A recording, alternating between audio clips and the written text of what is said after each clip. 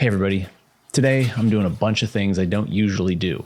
Trash wood stuff, quasi sculpture, 3D printing, and we'll see if through all of that I can find some sort of diamond in the rough. A lot of times you hear people talk about how they're using trash wood or wood that was destined for the burn pile to make some beautiful pieces of furniture. I mean, even I've done that before. It really just makes for a good story. But let's be honest, a lot of the time these trash pieces of wood aren't really that trashy. It might be a big slab or something that has some rot, or a section that just isn't that great, but at the end of the day, they're still a huge slab, and throwing them into the burn pile would be just as crazy as making a piece of furniture out of it. But for this particular project, I can honestly say that the wood I'm using was 100% going to be trash. This stump was sitting outside of our house, and my wife said to me, "Why is that stump sitting there? Can't you just throw it away? It's so ugly." So it was either into the trash can or into my wood shop, and I chose option B. Now, you might be wondering why my wife was asking about this big chunk of a tree that has been sitting and rotting outside of our house. And if you watch my videos regularly, you might be wondering why my shop looks a little different than it usually does. And the answer to both of those questions is that my family and I have moved again. So this chunk of a tree sitting and rotting outside of my house was actually sitting and rotting outside of someone else's house, which ended up becoming my house, if that makes sense. And this same person had a 3-car garage, which is now my shop. So what do you do with a big chunk of wood of unknown origin, unknown type, and unknown condition? For all I know, this thing could be completely rotten on the inside. Well, I had a few different ideas that were bouncing around in my head, but I wasn't totally dead set on any of them at this point. All I really knew was that I needed to get this chunk of wood into a more workable size and shape. I initially thought I would just go to town with the reciprocating saw and get it cut into a kind of quasi-cylinder. This was actually the very first shot that I did where I started to cut it up. Then I quickly realized it was going to be a bit harder than I thought. I tried a little electric chainsaw that I have, which was pretty worthless. The chain on that saw is about as sharp as the wood I was trying to cut, so that's not gonna work. I also grabbed a couple hand saws and tried that, which maybe lasted a couple minutes before I came to my senses and gave up on those. And I even grabbed a little axe that I have and thought maybe I could kind of chop away some of the excess material, and that really didn't work either. I finally decided that my big bandsaw could get me started.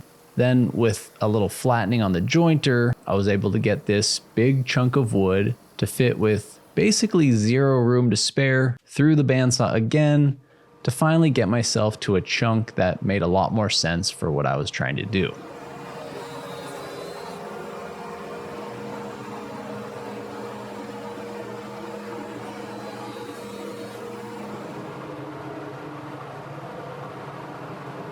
So, what exactly am I trying to do? I thought about all the usual stuff someone would make from something like this. Bowls. Maybe there aren't that many things you can make from a chunk of wood like this. There's got to be something else. I guess maybe that's why this was going to be trash. There just aren't that many things to be made from it. Huh. Well, if you have some genius idea or something, let me know what you would have done with this thing. So, besides a bowl, I had one other idea, and I decided to go a little esoteric with this one. And when I say esoteric, I don't even really know if that's the right word, but how's this for an explanation? I got this idea 33 years ago when I watched Aladdin for the first time. In case you don't remember, the only person that can enter the Cave of Wonders to get the genie's lamp is the diamond in the rough. Which, spoiler alert, wasn't this guy. It was Aladdin. And as a 7-year-old kid watching that movie, I had absolutely no idea what that meant. And for whatever reason, me not understanding what diamond in the rough meant became kind of a core memory for me. And it's something I thought about fairly often as I grew up. So when I saw this rough piece of wood, I was instantly transported back in time to watching Aladdin and thinking about the diamond in the rough. And I decided to make my own diamond in the rough.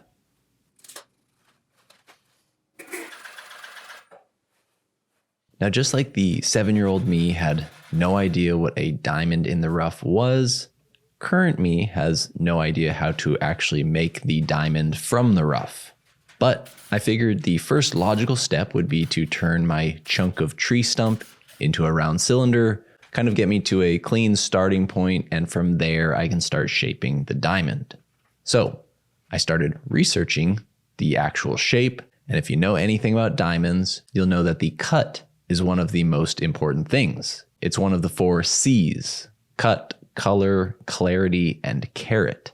And basically, the cut refers to all of the facets and how precisely and proportionately they are cut. My first thought was to model a diamond in Fusion, which I figured would help me understand all of the geometry and get my head wrapped around how I could actually do it in real life. Okay, well, I figured I would model the diamond on the computer to figure out how to make all the cuts and the geometry. And, well, diamonds are very intricate and complicated. And so I kind of always know if something is difficult for me to model on the computer, it's going to be hard to do in real life. And this one's really hard to do on the computer. So what I realized is that a real diamond has all of these crazy, small, intricate, precise facets to help it reflect and refract light and make it sparkle. But with a diamond made of wood, there isn't much refracting and very little reflecting. And as I started to think about it, I realized that the more I try to cut these super small, intricate, precise facets, the more the wood is going to almost start to lose that sharp geometry and start to almost look soft and more rounded, if that makes sense. So I actually decided to dial back the facets in the hope that it would kind of be a less is more situation. Less facets makes for a more sharply geometric looking diamond, which when done with a chunk of wood will actually look more like a diamond. Hopefully.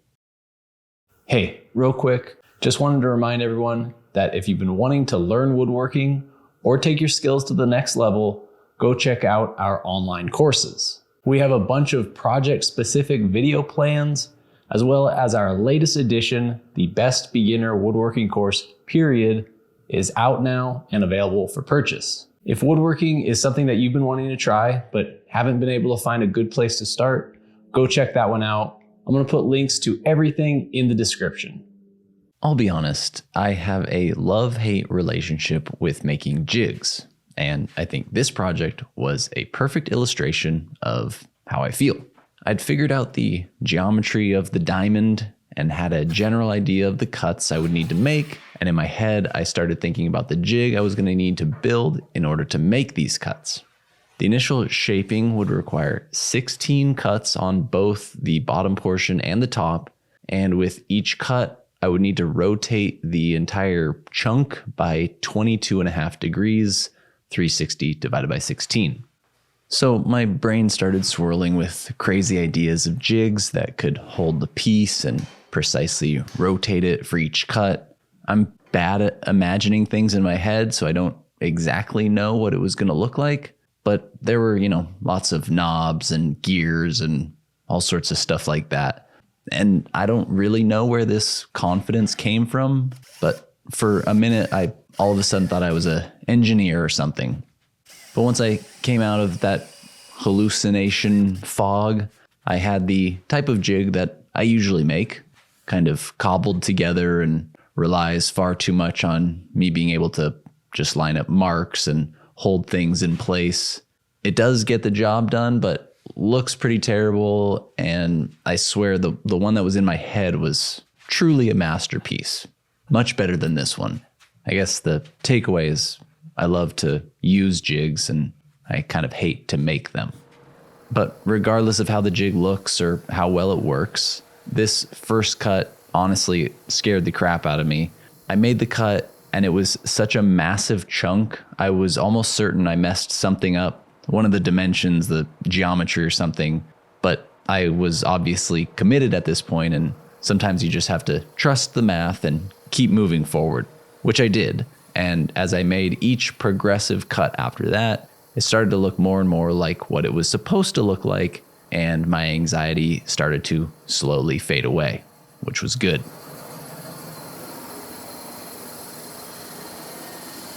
Okay, so the one thing about trusting the math and moving forward, even when it doesn't feel right, is the assumption that your math is actually correct. I feel like I'm pretty good at math and usually have stuff figured out, but every once in a while I do get it wrong. And the hope is that when I do get it wrong, it's in a way that's correctable. Sometimes it is, sometimes it isn't. And I can almost guarantee that anybody watching this right now can't even see that my math is wrong, but I was essentially trying to do the same thing on the top part of the diamond as I had just done on the bottom. Side note, the top part is the crown and the bottom part is the pavilion. But my diamond is made of wood, so I'll stick with the less fancy terms. And as I was making these cuts, something honestly just didn't really feel right to me. It just kind of looked a little off, especially after spending many hours staring at drawings of diamonds. But I was trusting the math and moving forward. I then got to this part where I started to figure out some of the secondary facets and where those needed to be cut. In my head, I kept thinking, it looks a little off, but maybe that's because I haven't cut these parts yet. Then when I drew out where they were supposed to be, it just was even more confusing to me. Okay, so I ended up cutting the top part of the diamond, that angle, a little bit off. I'm pretty sure it was a matter of like measuring my angle from the vertical when it should have been from the horizontal or something like that. So I need to recut it a little bit steeper or less steep, I guess, depending on how you look at it. So luckily I had messed up in the right direction. I was able to cut it steeper or shallower, but if I'd cut it too far in the opposite way on the first try, there'd be no going back. So I guess the moral of the story is, if you're gonna miss in the right direction. Okay, speaking of missing in the right direction, here's a fun little story. I'm usually pretty hit and miss when it comes to integrating technology into my work. If you've watched my videos, you know what can happen when I use my CNC machine. So when I was sent a new 3D printer for a potential sponsorship, I was hesitant at best, but I agreed because why not try something new? So the miss is that the sponsorship, let's just say, didn't work out, but the hit is that now I'm a full-blown 3D printer. Being a child of the 80s and 90s, I remember playing video games, and I remember every once in a while, one of my parents would come into the room and ask if they could play as well. They probably didn't want to actually play the game, but more just wanted to understand what their kid was obsessing over. And spoiler alert, parents just don't understand. And I remember thinking, I'll never be like that. I'll always be up on the latest technology. Yet, here we are in 2025 with things like artificial intelligence and 3D printers, and old man Sean is clinging to the edge of being up on the latest technology, one finger away from plummeting to his Super Mario death. But I digress. As long as I still have a slight hold on that cliff, I'm going to try my best to keep learning and playing the proverbial game. So I decided to incorporate some 3D printing into this project. It took a bit of figuring out, of course, and I actually made a couple versions, but I eventually landed on this one. I had a few ideas of some sort of holder that was a bit closer to how a diamond is actually held in a diamond ring situation, but I wanted the main focus to be on the diamond itself and not the holder, so I did it like this, which I think does that well. And more importantly, I kept myself from falling off the technology cliff. Okay, I have a little confession to make. Remember at the beginning of the video where I explained that I realized all of the tiny, intricate facets of a diamond might not translate to a wooden diamond? So I decided to simplify the design to better suit the medium. Well, I didn't actually figure that out in the design phase. I'm not Nostradamus, okay? What actually happened, and you can see it here in real time, is that as I was starting to cut all of these intricate facets, I slowly realized how wildly difficult it was going to be to get everything to look right and line up. If you've ever made something with multiple connecting angles, you know how quickly slight discrepancies can compound. So just imagine how much room for compounding error there is in something like this. Then on top of that, I also realized all of those facets were going to do what I had explained earlier, and simpler was actually going to look better. I swear it wasn't just because doing all of that was going to be way too difficult.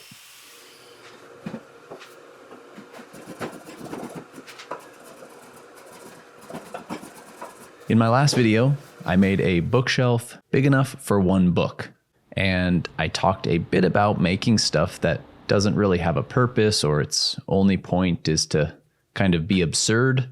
And a lot of people commented that what I was making and what I was describing was art. And just so we're clear, before I keep going, I just want to go on record and say I have never considered myself an artist, and I don't think I ever will. I feel like sometimes I can be kind of humble to a fault, so calling myself an artist just is probably never going to work for me. But this diamond I'm making is really the closest thing I've ever done to just being kind of a straight up sculpture.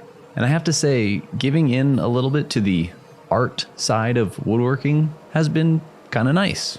I can get pretty caught up in chasing perfection, as I'm sure a lot of you can relate to. And in a piece of furniture that's going to be sold to someone and used on a daily basis, chasing that perfection kind of makes sense.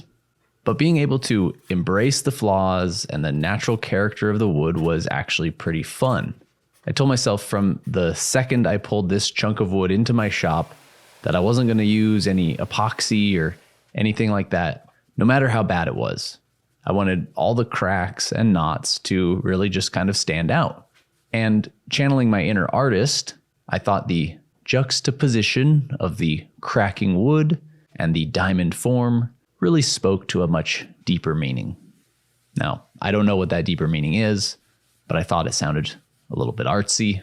I'll go ahead and take my beret off now.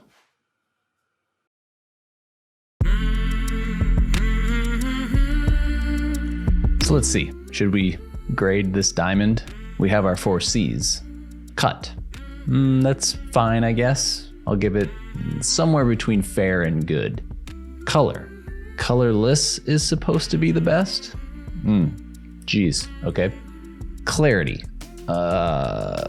Let's skip that one as well. Carat. Okay, now we're talking.